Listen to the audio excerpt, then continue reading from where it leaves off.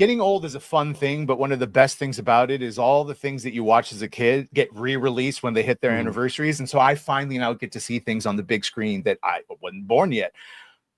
Jaws was it was an experience because I've seen that movie a billion times, but it was like seeing it for the first time.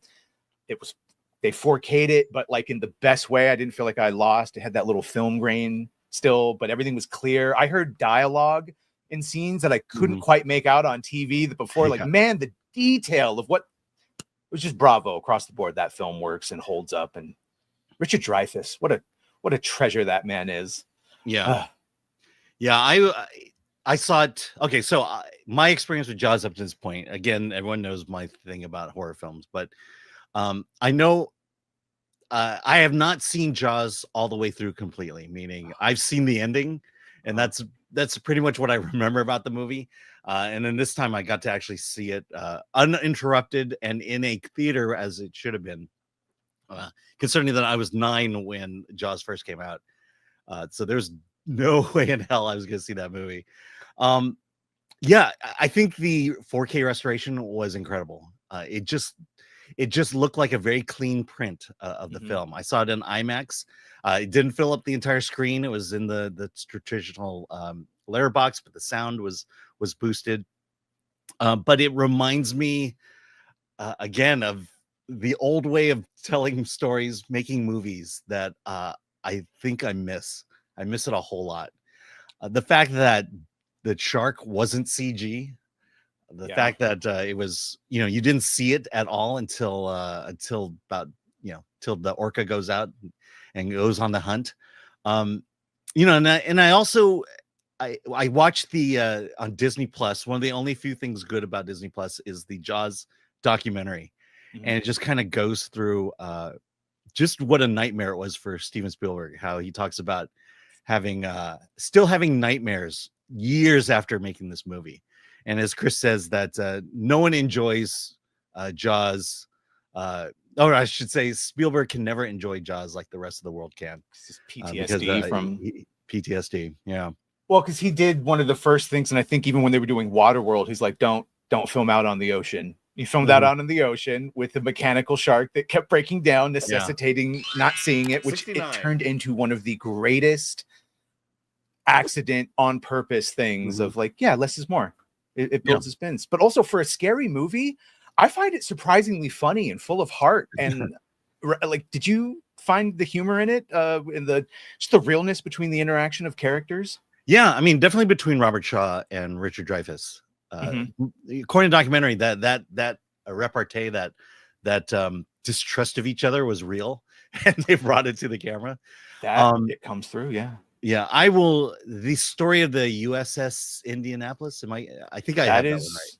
That is real. Yeah, that's a real story, and the way Robert Shaw tells it is incredible. Did it mention it in the behind the scenes that Robert he got drunk for that scene? So he's actually drunk telling it, but that no, actually, he got drunk. So when they filmed it, he decided that he wanted to bring some realism to it. So he had some drinks beforehand. And apparently he blacked out and didn't remember it, and they couldn't use it. And he begged Spielberg. He goes, "Look, I'm not going to drink. Let's do it one more time." And that's the shot you see. Well, either way, he did it amazingly. Yeah, it's a lot of people watch that and they go, "Wait, that was a real story?" Yeah. I know. I was put on a life jacket again.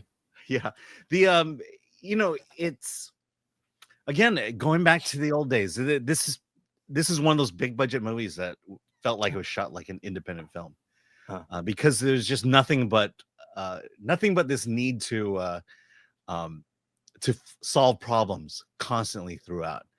They had problems with the shark, obviously. They had problems with the boat. I think the boat sank at one point, and then it's shooting everything you can, and then going back to Hollywood when you edit and realizing there's still more that needs to be done. Which for some reason it worked for Jaws, but may not work for Avengers, or isn't working for Marvel at all.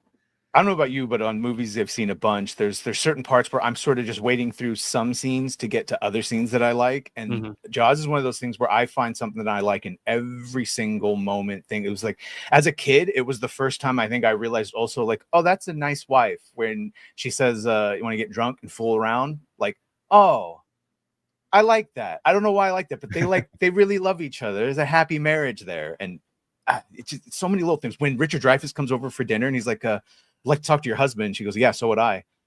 And they sit down and have that, and he just starts eating the food. Like, it's just so much detail. Yeah. And then that moment with his son, where they're copying each other. Yeah. And she's watching him, and layers and layers. It's just little things that we don't do in movies anymore.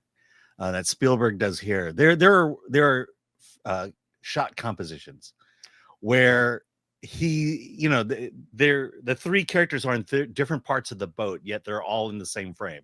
There are wipes that are pretty incredible. The wipes, there are wipes where you'll see the kid out in the beach, then someone will walk across camera and then wipe to the mother character on the beach, and then someone will walk in front of them and will wipe back to the beach. These are just again things we do in films that ways films were shot before that we just don't think about or don't do anymore. It's across the board. It's that his dialogue, because I'm seeing chat say all the things when he just starts opening the wine. You may want to let that breathe. Never mind. Yeah. And the Martin, like, well, when he pours the large glass of wine and then with the ice still in it, and you're like, oh well, we see where his mood is at. Can you do that? I could do anything. I'm the chief of police, and do the little drunk slurs. He says it like, oh, it's just so good. Yeah, but see it harkens back to the time when little things informed the character, devils in the where details. You didn't have to say it, where you just watched what they did. Like the whole sequence with his kid when they're mimicking each other, informs not only the characters but the scene and where they are at the story at that time. And then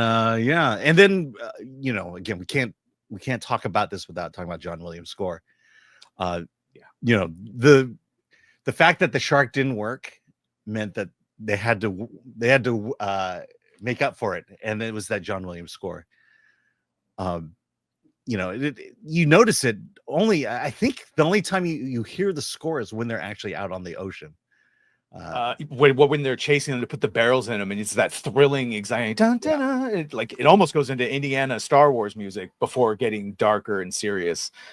He's a masterpiece. Obviously, that's the thing. It's every single piece of this puzzle is perfect. They all did their jobs and did it very, very well. And this is what happens. Yeah, even the mayor, my kids are on that beach too, smoking and like. Oh man, he just got the best out of everyone. And for he was a rookie. It was like his first big thing. It's insane. Yeah. Well, it was also John Williams' second film to do the soundtrack for. He'd done a lot of television, but this is Spielberg's second film, and this is also John Williams' second film. Just so quotable. That's why whoever did the dialogue, it doesn't make sense for a guy that doesn't like water to live on an island. It's only an island if you look at it from the shore. Genius. Exactly. So it was a really one of the best experiences of because I just watched Teenage Mutant Ninja Turtles for the first time on that rewatch, and that was fun, but it was not revelation where this was man, to be in 1975 and see this. Yeah, no wonder it blew everyone's mind. I know.